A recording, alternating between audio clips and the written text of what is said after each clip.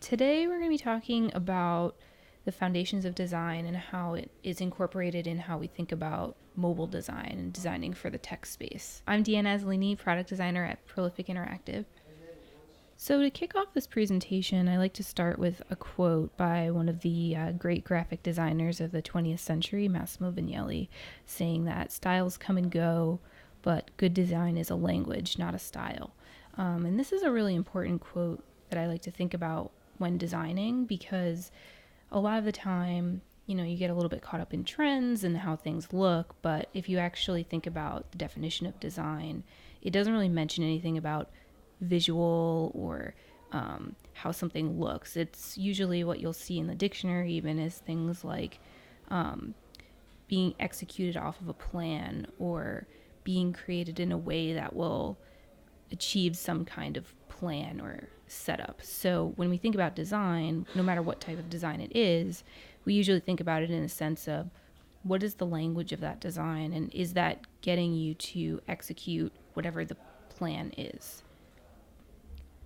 So when we think about design as a concept, it's pretty abstract, but there's a foundation that helps guide how to create a composition, and that incorporates two pieces called elements and principles. Elements are a bit more of like tangible building blocks. So those are things that you can kind of easily see or feel what they are. And principles are a little bit more conceptual, and you'll be using principles to manipulate elements in order to create a design. The most important thing to remember with this is that you can combine these two things, but it's how you combine them that really creates a good design or a bad design. So just because you're using elements and you're using principles doesn't necessarily mean that you're going to be creating a good composition. But as you gain experience and knowledge, it helps you to utilize these two pieces to create something that's really great and effective. So starting off with the elements, these are all pretty basic, pretty easy to understand. So first off, we start simple with line and color. Line being strokes that connect 2 points, and things about line is that how you use a line can convey different meanings. So for example, using vertical or horizontal lines can often convey a little bit more of a static feeling, whereas diagonal lines or organic lines, such as this little curly Q here, feel a little bit more dynamic, like there's some kind of motion. So utilizing line can help guide the eye through a design. The same types of things work with color, which is any hue on the color wheel. So that can be any color out there. And how color is used can create certain types of feelings or emotional appearances of a design. Shape, another pretty simple concept, just strokes that connect points to create a shape. So you can have things like geometric shapes, which are really hard edges, straight corners, straight lines, and organic shapes, which can be curvy, and organic shapes, which are a little bit more curvy and softer. Form is the space occupied by an object, and this is something that you see a little bit more in three-dimensional space, a little bit more about the space that something takes up. Texture is the feel of an object's surface, so this is something that you can create using kind of like little illusionary things, such as this little circle here, which is really just using a solid color with a gradient on it, and the gradient helps to make it look as though it's rounded. Space is a really important one, and this one is something that is a little bit harder to grasp, is that it's the area around or between elements in a design. So thinking about the negative space of a design being just as important as the positive space of a design. This is something that you often see with regards to typography, such as kerning or leading. So kerning being the space between letters and leading being the space between lines. And that space is really important. It's important for legibility. It's important to make sure that everything isn't super crammed on the page.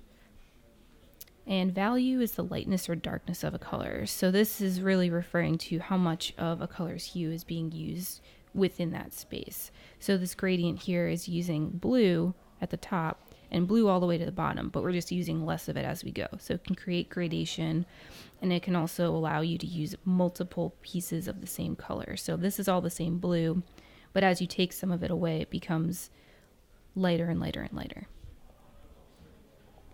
Moving into the conceptual piece, which is principles of design, these are all concepts that can be used to manipulate different types of elements. The first one is emphasis, which is creating a focal point in a specific part of the design. So this is used to kind of draw attention directly to one piece of it. In this example here, the big exclamation point is a pretty good example of emphasis. So it's using a contrasting color, this blue against white. The size of it is really big. The shape of it is pretty emphasized because it's so big. And this helps to see, okay, we want you to look at this exclamation point. This is like the most important thing on the screen. One of the tricks that I like to use when trying to figure out where the emphasis is on a page or where the hierarchy exists is to kind of squint at it, and whatever comes out at you first is where the biggest emphasis is. Whether that's what you want it to be or not kind of just helps you figure out, okay, so this is where the emphasis is. I want it to be on something else, so I need to do something about that. The next concept is unity, and this is regarding all of the pieces in the design. So whether that's on an entire page or on a screen, feeling as though they belong together and creating some kind of visual harmony. And this helps people to kind of understand things that belong together, so things that you want them to see together or view as being part of the same thing are treated similarly visually so that they're easy to group together. So the example here is the squares in this design. They're all treated the same way. They've got the same space around them, and they stand out from the circles on the edges because they all look exactly the same. So you kind of look at this whole thing as one design, but then you can see the cross in the middle because the squares are designed in such a way that you can put those two together as you think about it. Balance is all about equilibrium in the design. So this one is another type of harmony concept, but more in regards to stability in the design. So making it feel as though everything is kind of balanced. Nothing is making you feel uncomfortable or off kilter. So there's 3 different types of balance: symmetrical, asymmetrical, and radial. And you can use them together, you can use them on their own, basically however you want in order to make sure that everything on the screen or on a page feels as though it's stable and it's not going to like fall off the screen or anything like that. Principle of rhythm is all about repetition of elements to create a sense of motion, something that's easy to skim, something that the user or viewer's eye can really just look at it really quickly and understand it. And it makes it really easy to scan. So this example on the left shows that the lines and the circles in this list example, they're all spaced out the same way, they're all treated the same way, so you can easily scan this entire list, and there's nothing in there that's different or strange to make it kind of confusing. If you were to want to create some kind of emphasis within a rhythm of design, in this list, everything looks the same, so it's very easy to scan. But if something stood out, so maybe there was a new email at the top of the list, that might be treated with a different color. So your eye gets really used to seeing this rhythm of, okay, everything looks the same. And then if you see a little pop, say like another pop of color, your eye is going to immediately go to that and say, okay, something's different in this rhythm. Like, why? What is it? And that's how you can get people to pay attention to changes in the pattern or the rhythm. Contrast shows the visual difference between elements in a design, and there's a lot of different ways to do this. The example that we have here is really just color and shape, but there's many, many different ways to create contrast in a design. So the example that we have, you've got a big stack of circles, and the triangle stands out really, really easily because it's a different color and because it's a different shape. With proportion, we like to consider the size and scale of elements in a layout. So referring specifically to what is the size and scale of these elements relative to each other within the design, and how is that affecting what is being looked at first and where the emphasis is. So the example that we have here is a little bit of an interesting one because different people that look at it see different things. So you've got the big rectangle, and then you've got the rectangle of small squares. And because there's a little bit less of the squares, there's more space between them, they're a little bit smaller, and the proportion of the entire space around the squares is smaller than the space that the rectangle is taking up. It often feels as though the squares are receding and the solid rectangle is kind of coming out a little bit more. So that one is kind of one that's noticed first because it's bigger, it's solid, and next to this other object of all these little squares, it also just is bigger in general. So that relative proportion makes it feel like this one is popping out at you. Some really good first examples of all of this stuff in action is looking at older graphic designs such as posters, magazine covers, things like that. It's a really good way to get acclimated to how these principles and elements work together and how you can see that when they do work together, they can create something really interesting. The first example we have here is a poster by Jacqueline Casey that serves an interesting purpose. It's an advertisement for a conversation, like an exhibit at, what did I say again? Oh yeah, an exhibit. Okay.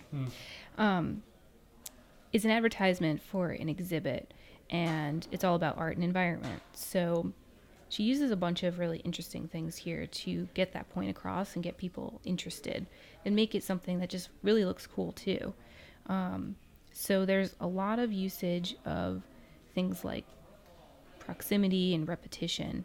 So especially in these columns, small columns of text underneath, and then the fact that the title is closer to those columns of text, and then this design, this abstract design at the top is a little bit further away. So when you do the little trick that I was talking about earlier and you squint at this design, the first thing that you see is that abstract shape at the top and then the art and environment title. So those are the things that are going to draw you in. So you've got the color, red color, pretty unique. Everything else on the page is either black or white. So that red, really pop of contrasting color in there. And then this big title. So the proportion of that title is bigger compared to the lines of text. So you get interested, like, oh, art and environment, that sounds kind of cool. And then if you want to read more, the columns have all of the nitty-gritty details, like who's talking, who's presenting, what the exhibits are, date, and all of those things. This is an advertisement that was in a magazine, and it's a call for entries for a poster contest, like an anti-war poster contest. So the first thing that you see here, really, really big, different color, is No More War.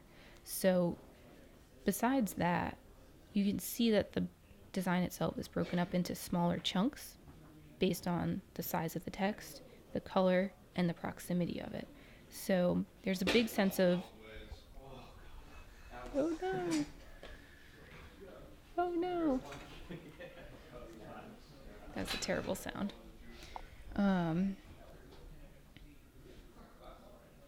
So there's also a strong sense of unity here because you've got all these separate pieces that have, blue, red, black, all these different colors, different size text, but yet it all is kind of grouped together in a way that it feels like it goes together, that there's a sense of harmony within the design, even though there's all these different chunks and pieces.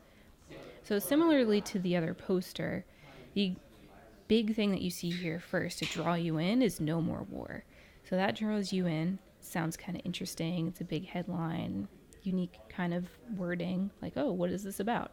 And then each of the other chunks of information gives you more and more and more until you kind of already have an idea of this is what the contest is about, this is who's judging it, and this is all the rules and regulations. So the rules are kind of small on the bottom because there's something that you'll read after you get excited. So we've looked at a couple of examples of graphic design. So that's your print design. But what does this all mean for mobile design? The first thing about mobile design, kicking it off with a quote, is that design should never say, look at me. It should always say, look at this. So this one ties into our first quote that we talked about earlier in the presentation, all about how design is a language, not a style. This is the same type of concept, although a little bit more with a modern spin on it. So mobile design or UI design should never be just designing for the sake of design. It shouldn't just be, oh, this looks kind of cool, I'm just going to throw it on there and not really think about what it means. What it should do is it should be able to guide users through whatever the process is that they need to be able to do in order to complete a task. So this quote is a great way to introduce mobile and UI design. When we design for UI, you should never be thinking about, oh, I'm just going to design something because it looks good. I'm just going to throw it in there and see how it goes. We should always be thinking about what's the best design to get the user through the process in order to complete a task. So it should always kind of guide them in a way. Say, look at this. Okay, this will take you somewhere. Look at this. Now it'll take you somewhere else. Look at that. It'll take you somewhere.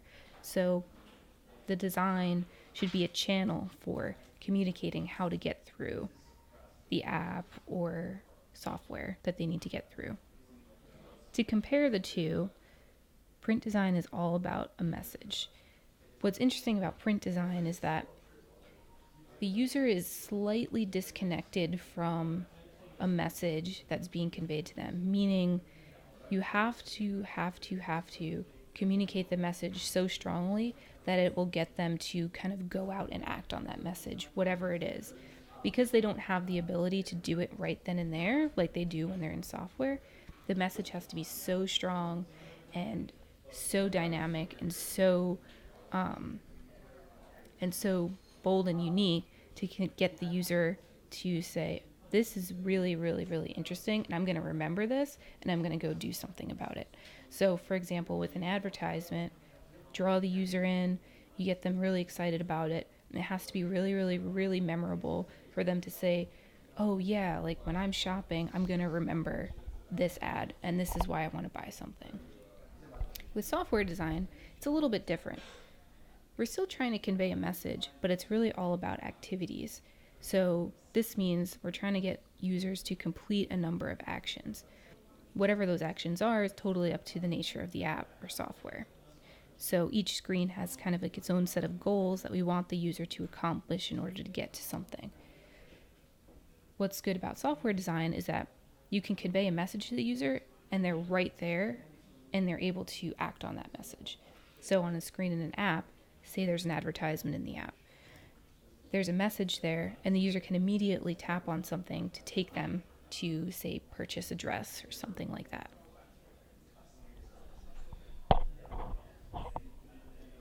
When we look at all those principles again, there's a bunch of things that mobile UI designers consider when they're designing, and each one of them manifests itself in different ways. So these are just some examples of the questions that we ask ourselves when we're designing.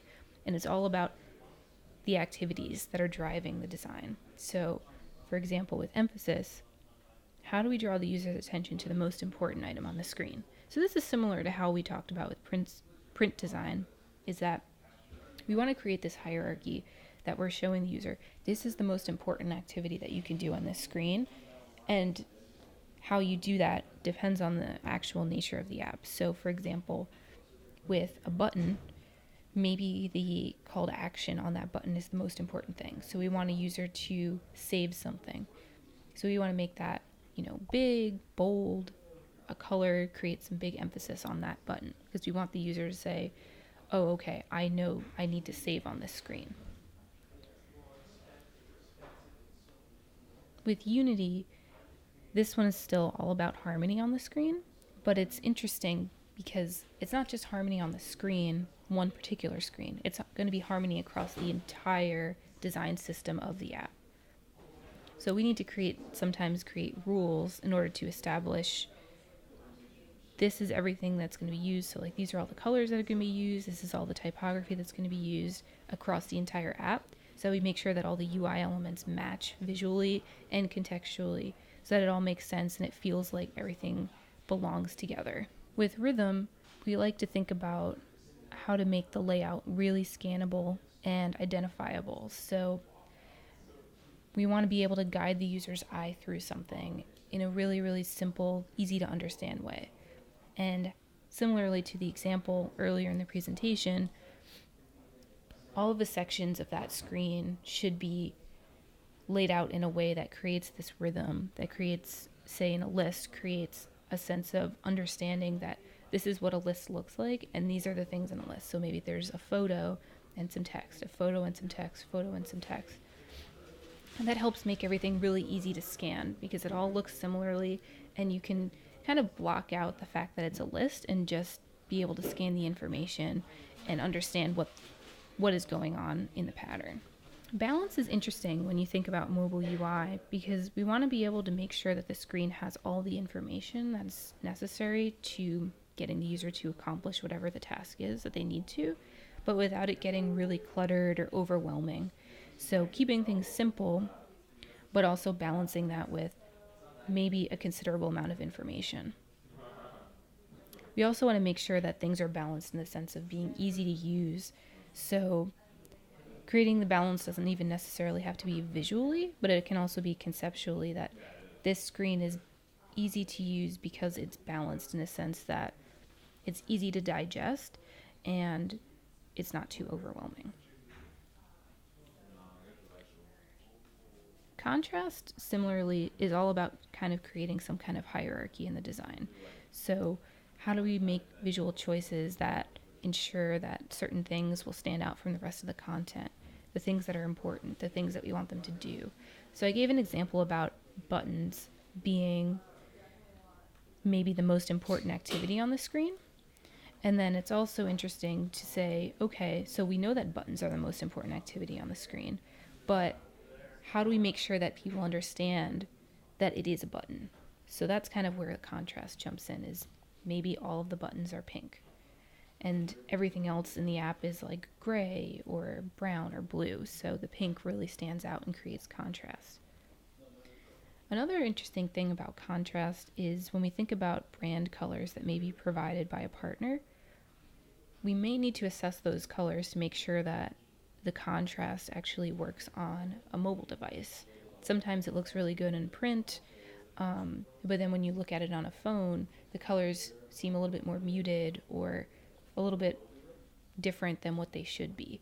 So sometimes we need to also think about, do we need to manipulate the colors that we've been given in order to make them more readable and create that contrast that we need to make sure that people can see what's most important on the screen? With proportion, considering what are the sizing of the elements on the screen that's going to help make everything really easy to understand and really make sense to the user. So when we think about text sizes and, buttons versus text or icons versus text, we like to consider if the icons are this big, then the text needs to be this big in order to balance that out and make sure that the proportions are right. Do we want the users to see this button first, or do we want them to see the text first? And how big that is helps to guide whether people are going to see a button first or versus text first. Similarly with headlines and subtext. So if we want users to be able to read this headline quickly, and then maybe the smaller text isn't as important, we need to make sure that that big headline is actually a big headline. So this is a brief introduction into kind of like the foundations of design and how designers start to think. And like I said earlier, with just more experience, more practice, and more knowledge, it becomes a little bit easier to start to combine all these things to create something great. So this is a brief introduction into how UI design works, and I encourage everybody to keep reading and keep researching and keep learning more about UI design.